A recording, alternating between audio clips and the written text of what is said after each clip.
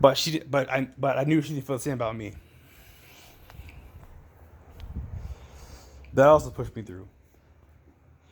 And as I got back home, and some of my family got my burritos, all that stuff, because I asked mom to make me some burritos. I love hers because they both were in the fried too.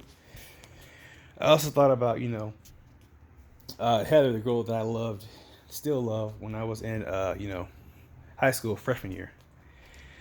And I pretty much was the worst person to her. Not the worst, but person, but it's yes. I walked away from her. She was trying to follow me.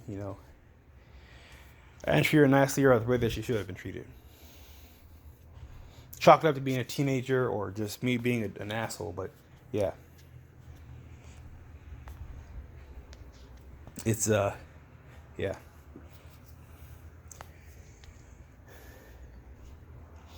After all this time, as I was growing up, I just didn't. I thought no one cared for me. I thought that because I didn't have a girlfriend or a boyfriend, or I guess my sister was growing up to a teenager.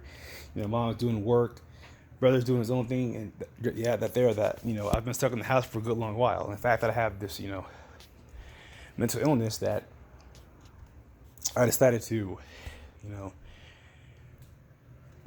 it brought me down. I brought myself down. I turned illness against me. It was poison. It was sickly. It was disgusting.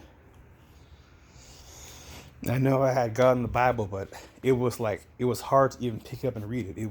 It hurt. It didn't hurt that it was that bad. I couldn't even pick up the Bible and read more than two verses. I even moved down to one verse or one line, one sentence. It was that bad. My mom blamed herself, but it's not her fault. I would blame Chris, but he's part of the reason. It's I can't really point to one thing where it's the worst or the thing that triggered it. If anything,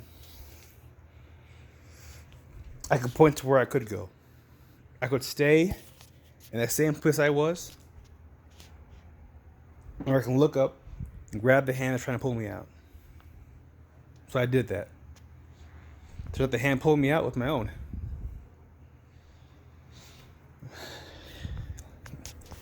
So I decided to, start with changing how the room looks. How my room looks, or the upstairs looks, which became my room.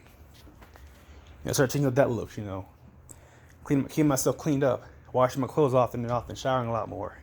Eating right, learning my weaknesses and strengths. That kind of deal.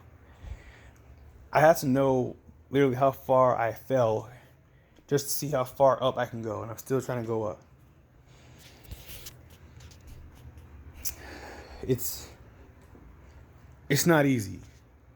There's a lot of doubts, a lot of people who want to say no. And I can understand people have gone through far worse than I have. But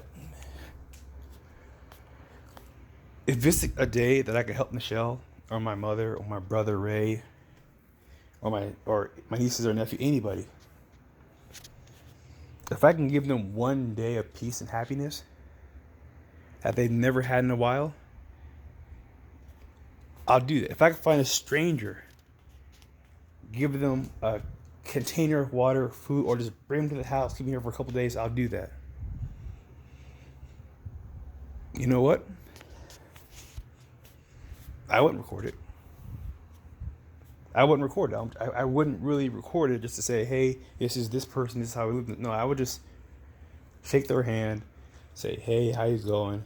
Hey, I see you down here. You want to come here and just so you can just relax, have some time to yourself, maybe get back on your feet sometime. If they are scared to come into the house or think I'll try my best to explain it. But if they're still convinced, I can't force them. But I'll always leave the door open.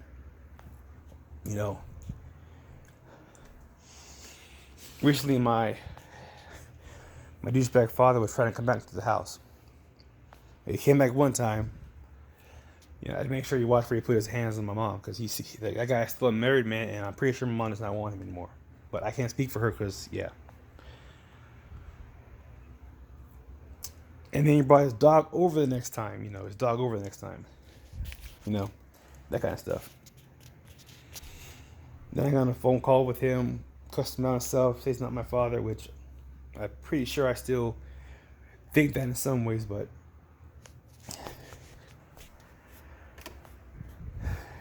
like I said, I believe in second chances. So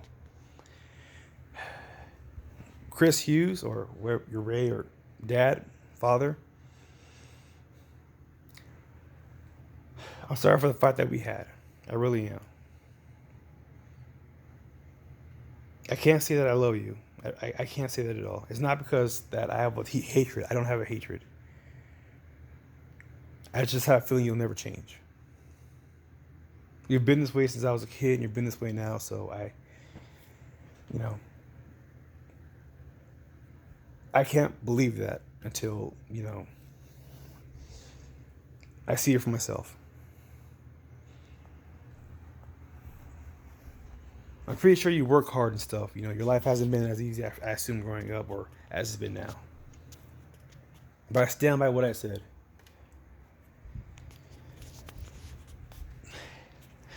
I stand by what I say. If you or anyone in our family needed help, I will do my best to help them. All of them, all that I can, including you.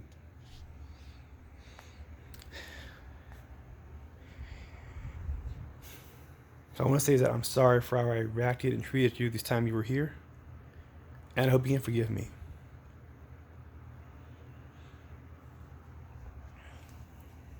Now,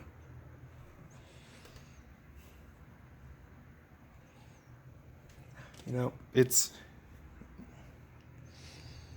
all this came out because, and I'm not apologizing, all this came out because, I kid you not, I'm sorry, I kid you not, my mood changed to where I want to better myself more than anything else.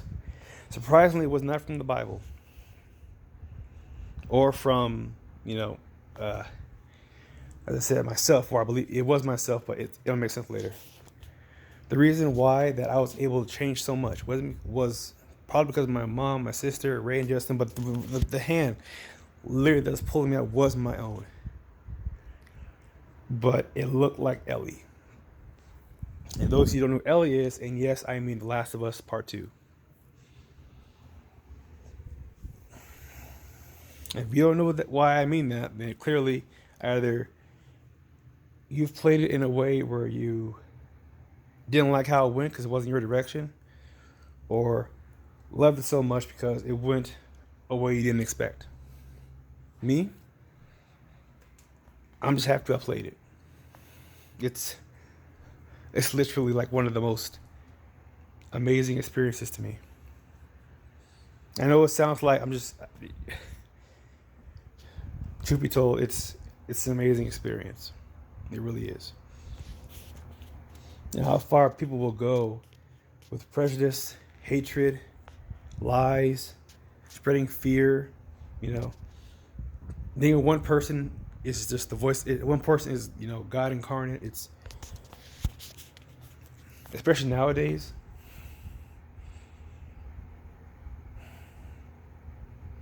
we are put on this world because we have a better purpose. We can't know what it is until probably the day we die. But until then, you can set your own purpose, your own reason. You can decide how not just your family or, a stranger or a friend. You decide how pretty much you want the world to remember you. Treat people the way you want to be treated.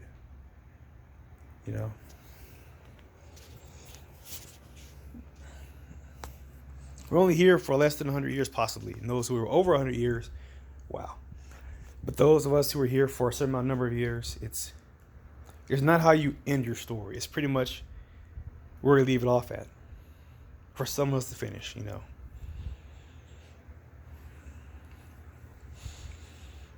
That's all I want to say. And President Trump, you may be my president, but you're not a man of America. You're a man of business. You will corrupt, lie, change, or do anything to have your corporation succeed. This isn't a presidency, Trump. It's not a dictatorship. To you,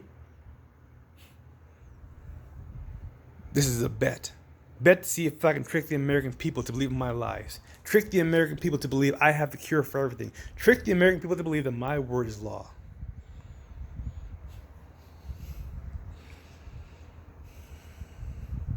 You right now, President Trump, are a false shepherd. But I do believe in giving second chances. I will not vote for you to become this president this year. I will not vote for you for anything. I'll vote for Biden. Because at least it's something different and new.